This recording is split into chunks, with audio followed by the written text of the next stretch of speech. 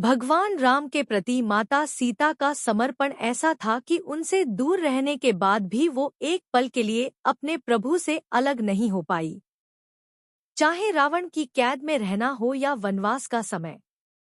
मां सीता के मन मंदिर में सदैव राघव की मूर्ति विराजमान थी। यही वजह है कि लंका में रहने के बावजूद रावण माता जानकी को कभी स्पर्श तक नहीं कर पाया। इसके अलावा एक घास का तिनका भी माता सीता की सुरक्षा कवच बना था, जिसके रहते हुए रावण जनक नंदिनी के आसपास भी नहीं भटक सकता था। तो चलिए आज जानते हैं कि रावण इतना बलशाली और ज्ञानी होने के बावजूद एक घास के तिनके को देखकर क्यों थरथर कांपता था। इससे पहले कि हम वीडियो में आगे बढ़े, यदि अभी तक आपने मेरे चैनल धर्म संज्ञान को सब्सक्राइब नहीं किया है तो तुरंत सब्सक्राइब कर ले, ताकि आने वाली वीडियो का नोटिफिकेशन सबसे पहले आपको मिलता रहे। रावण जब सीताजी का हरण करके लंका ले गया, तब माता सीता अशोक वाटिका में अशोक के वृक्ष के नीचे बैठकर केवल प्रभु श्रीराम का स्मरण और चिंतन करती रहती थी। रावण बार बार आकर सीताजी को धमकाता था, लेकिन वह कुछ नहीं बोलती थी। यहाँ तक कि रावण ने श्रीराम के वेश में आकर माता सीता को भ्रमित करने की कोशिश की, लेकिन फिर भी सफल नहीं हुआ। रावण थक हार कर जब अपने शयन कक्ष में पहुंचा तो मंदोदरी, जो यह सब पहले से जानती थी, बोली, आपने तो राम का वेश भी धरा था, फिर क्या हुआ? रावण बोला, जब मैं राम का रूप लेकर सीता के समक्ष गया तो सीता मुझे नजर ही नहीं आ रही थी।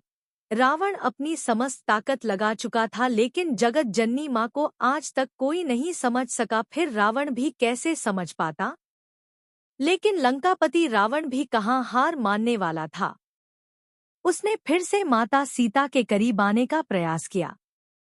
वह सीता माँ से आकर बोला, मैं तुमसे सीधे सीधे संवाद करता हूँ, लेकिन तुम कैसी नारी हो कि मेरे आते ही घास का तिनका उठाकर उसे ही घूर घूर कर देखने लगती हो? क्या घास का तिनका तुम्हें राम से भी ज्यादा प्यारा है? रावण के इस प्रश्न को सुनकर माता सीता बिल्कुल चुप हो गईं और उनकी आंखों से आंसुओं की धार बह पड़ी। शायद वह मन ही मन उन खूबसूरत पलों के बारे में सोच रही होंगी जब श्रीराम से विवाह करके अयोध्या आई थी और नयनवेली दुल्हन के रूप में आदर सत्कार हुआ था। माता सीता का बड़े आदर के साथ गृह प्रवेश हुआ और उत्सव मनाया गया। उस वक्त एक परंपरा निभाई गई और उस परंपरा में उस घास का तिनके का रहस्य छिपा हुआ है। नववधू जब ससुराल आती है तो उसके हाथ से कुछ मीठा पकवान बनवाया जाता है, ताकि जीवन भर परिवार के सदस्यों के बीच मिठास बनी रहे। इसलिए सीताजी ने उस दिन अपने हाथों से घर पर खीर बनाई और समस्त परिवार, राजा दशरथ सहित चारों भ्राता और ऋषि संतों को परोसी। सीताजी ने जैसे ही खीर परोसना शुरू किया कि जोर से एक हवा का झोंका आया। सभी ने अपनी अपनी पत्तल संभाली। सीताजी कुछ समझ पाती कि राजा दशरथ जी की खीर पर एक छोटा सा घास का तिनका आकर गिर गया। सीताजी ने उस तिनके को देख लिया, लेकिन अब खीर में हाथ कैसे डालें, यह प्रश्न था। तब सीताजी ने दूर से ही उस तिनके को घूरकर जो देखा, तो वो तिनका जलकर राख का एक छोटा सा बिंदु बनकर रह गया।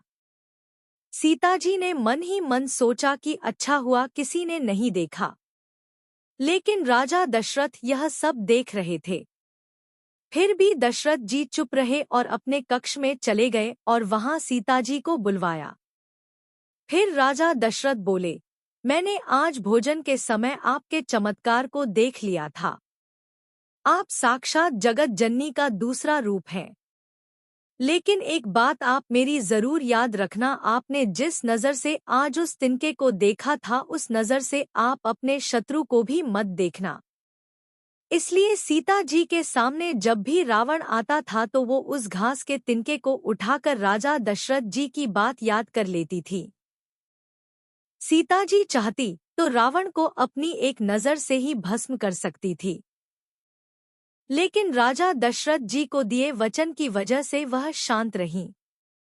यदि यह वीडियो आपको पसंद आई हो तो आप इस वीडियो को लाइक करें, कमेंट करें और साथ ही अपने इष्ट मित्रों के साथ शेयर भी करें।